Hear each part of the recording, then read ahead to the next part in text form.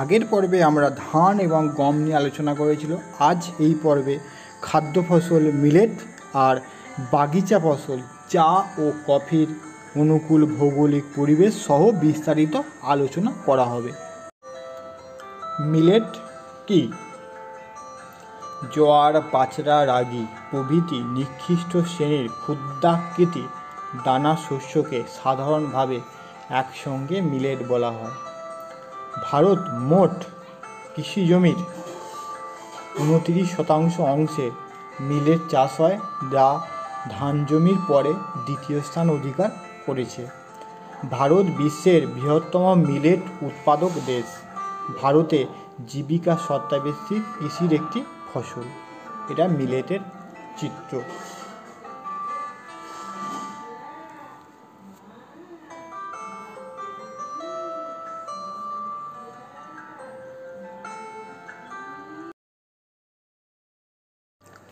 Millet চাষের অনুকূল ভৌগোলিক পরিবেশ।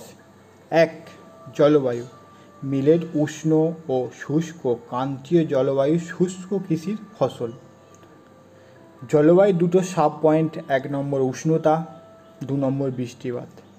মোটামুটি 20 ডিগ্রি থেকে 30 ডিগ্রি সেন্টিগ্রেড উষ্ণতায় মিলেট চাষ ভালো হয়। উষ্ণতা 15 ডিগ্রি সেন্টিগ্রেডের নিচে নামলে উৎপাদন ভালো হয় না। 2 নম্বর হচ্ছে বৃষ্টিপাত। বিভিন্ন মিলেট উৎপাদনে 20 থেকে 75 সেন্টিমিটার বৃষ্টির প্রয়োজন হয়। খুব বেশি বৃষ্টি এবং দীর্ঘদিন অনাবৃষ্টি উভয়ই মিলেট চাষের পক্ষে ক্ষতিকর। 2 নম্বর মেন পয়েন্টে মাটি। ভারী ও হালকা পলি মাটি, লোহিত মাটি, রেগুর মাটি, বেলে মাটি, প্রায় সব মাটিতেই মিলেট চাষ হয়ে থাকে। 3. ভূমি। সমভূমি, মালভূমি, পাহাড়ের মৃদু ঢালু জমিতে মিলেট জলসেচের সাহায্যে চাষ করা হয়। 4 নম্বর অন্যান্য কারণের মধ্যে ভালো সেচ ব্যবস্থায় মিলেটের ফলন বাড়ায়। উন্নত বীজ, সার, কীটনাশকের ব্যবহারের কারণে মিলেটের উৎপাদনশীলতা দিন দিন বাড়ছে। এবার আসবো ভারতের মিলেট উৎপাদক অঞ্চল বা রাজ্যসমূহ। জোয়ার, বাজরা, রাগি।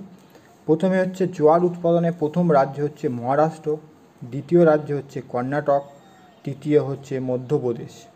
এবার আসা যাক বাজরা। বাজরা উৎপাদনের প্রথম রাজ্যের নাম হচ্ছে রাজস্থান, দ্বিতীয় নাম হচ্ছে উত্তরপ্রদেশ, তৃতীয় রাজ্যের নাম হচ্ছে গুজরাট।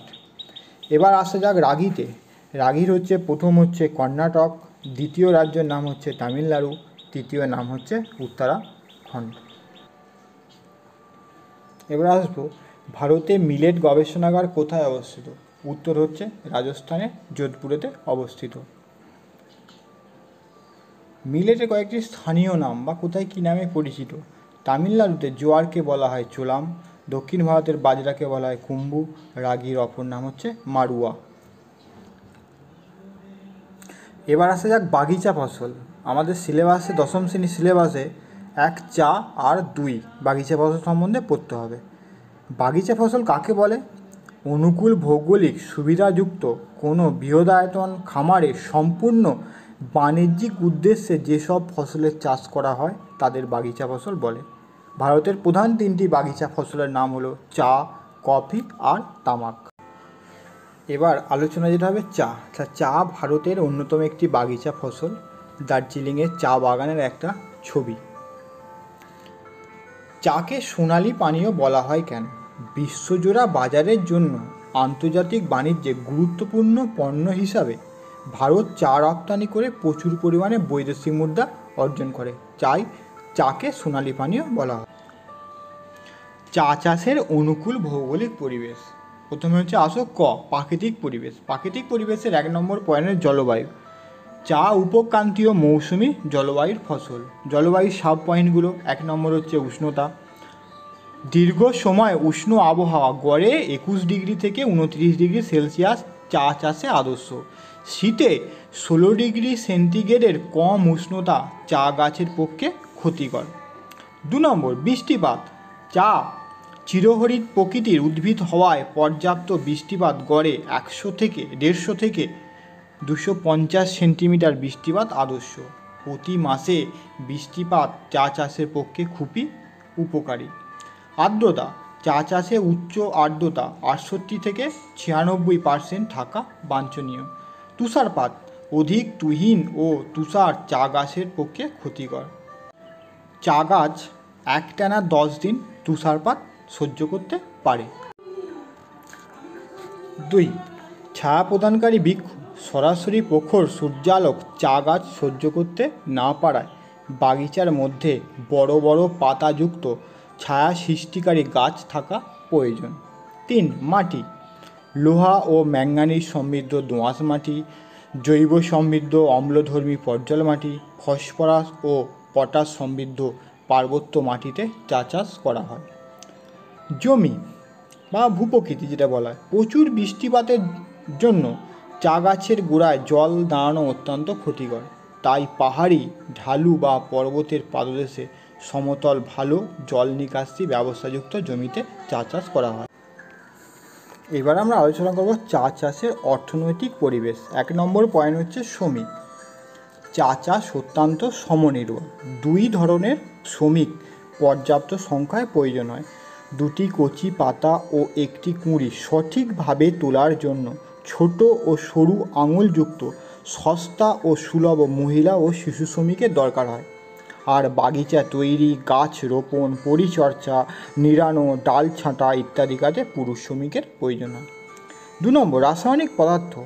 মাটির উর্বরতা বজায় রাখতে নিয়মিত নাইট্রোজেন, দস্তা, পটাশিয়াম সার ও কীটনাশকের ব্যবহার করা হয়।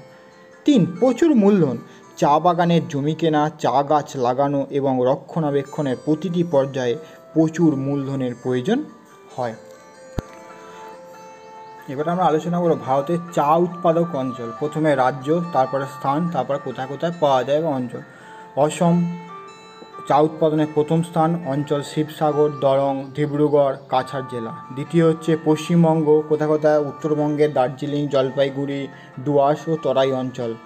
তৃতীয় হচ্ছে তামিলনাড়ু, নীলগিরি এবং কোয়েম্বাটুর।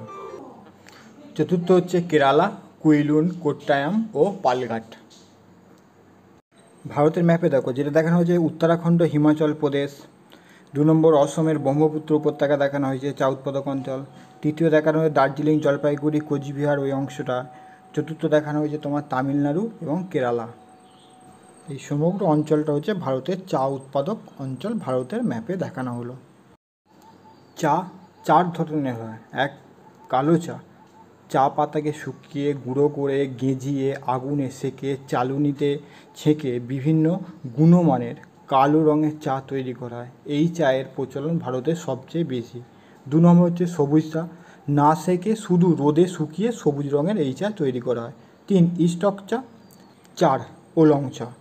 চা থেকে বাকি যে শর্ট কোশ্চেনগুলো রইল, আগের দিনে যে কৃষি থেকে 60টি কোশ্চেন দেওয়া আছে, তোমরা সেইখান থেকে বাকি কোশ্চেনগুলো করে নিয়েছো এবং একবার দেখে নেবে। এবার আমরা আলোচনা করব কফি উৎপাদনের অনুকূল ভৌগোলিক পরিবেশ। তার আগে জানা হোক, এটি দ্বিতীয় গুরুত্বপূর্ণ পানীয় ফসল ও বাগিচা ফসল, আর এটা কফি গাছের চিত্র।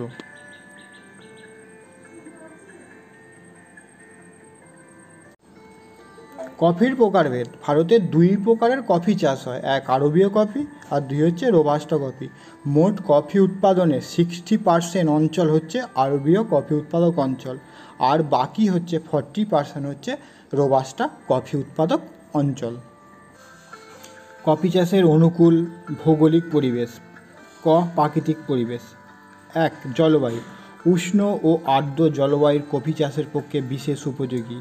জলবায়ু 7.1 উষ্ণতা। কফি চাষের জন্য সারা বছর ধরে উচ্চ উষ্ণতার প্রয়োজন হয়, 20 ডিগ্রি থেকে 30 ডিগ্রি সেলসিয়াস। 2. বৃষ্টিপাত। প্রচুর বৃষ্টিপাত। কত বৃষ্টিপাত? 150 থেকে 250 সেন্টিমিটার বৃষ্টিপাতের প্রয়োজন হয়। 3. কুয়াশা ও সামুদ্রিক আর্দ্রতা কফি গাছের বৃদ্ধিতে সহায়তা করে। 4. তুষারপাত। কফি গাছের পক্ষে তুষারপাত ক্ষতিকর। 2 হচ্ছে মৃত্তিকা। লোহা, পটাশ ও নাইট্রোজেনযুক্ত উর্বর লাল দোআঁশ মৃত্তিকা কফি চাষের পক্ষে বিশেষ উপযোগী। 3 নম্বর পয়েন্ট, জমির প্রকৃতি। জল নিকাশের সুবিধাযুক্ত পাহাড়ের ঢালু জমি কফি গাছের জন্য আদর্শ। 4. ছায়া প্রদানকারী গাছ। সরাসরি সূর্যকিরণ কফি গাছের ক্ষতি করে বলে কফি খেতে কলা, আম, গোলমরিচ, ভুচ্চা প্রভৃতি ছায়া প্রদানকারী গাছ লাগানো হয়। এবার আসবো অর্থনৈতিক পরিবেশ। অর্থনৈতিক পরিবেশের 1 নম্বর পয়েন্ট সুলভ শ্রমিক। কফি ক্ষেত তৈরি, চারা গাছ লাগানো, রক্ষণাবেক্ষণ, কফি ফল সংগ্রহ, কফি প্রস্তুত করার জন্যে প্রচুর পরিমাণে দক্ষ ও সুলভ শ্রমিকের প্রয়োজন হয়। 2 নম্বর মূলধন। কফি বাগান কেনা, ক্ষেত তৈরি, চারা লাগানো, কফি গাছের রক্ষণাবেক্ষণ ও তৈরি কফি বিপণনের বিভিন্ন পর্যায়ে প্রচুর মূলধনের প্রয়োজন হয়। 3 নম্বরে জলসেচ। প্রয়োজনে কফি গাছে জলসেচ দিতে হয়। 4. সার প্রয়োগ। জমিতে সারের অভাব হলে কফি জমিতে সার প্রয়োগ করতে হয়। 5. কীটনাশক। পোকামাকড়ের আক্রমণ হলে কীটনাশক প্রয়োগ করতে হয়। ভারতের কফি উৎপাদক অঞ্চল। প্রথমে আছে রাজ্য, দ্বিতীয় কফি উৎপাদনের স্থান, উৎপাদক অঞ্চল। প্রথম রাজ্যের নাম হচ্ছে কর্ণাটক, স্থান হচ্ছে প্রথম কোডাগু, চিকমাগালুর, হাসান, কুর্গ, শিমোগা। দ্বিতীয় হচ্ছে কেরল। কেরলের উৎপাদক অঞ্চল ওয়েনাদ, টিবাঙ্কুর, নীলিয়ামপাথিস, কোঝিকোড, পালাক্কাড় আর ইডুক্কি। থার্ড তামিলনাড়ু, নীলগিরি, মাদুরাই, সালেম, কোয়েম্বাটুর। ভারতের ম্যাপ যে অংশটা ড্রয়িং করালো সেই অংশটা হচ্ছে দক্ষিণ ভারতের কফি উৎপাদক অঞ্চল কেরালা, কর্ণাটক এবং তামিলনাড়ুর মধ্যে সীমাবদ্ধ। ভারত কফি উৎপাদনে বিশ্বে 8ম স্থান অধিকার করেছে, এটা 2017-18 সালের ডাটা অনুসারে। ভারতের কফি গবেষণাগার কোথায় অবস্থিত? উত্তর হচ্ছে কর্ণাটকের চিকমাগালুরে অবস্থিত।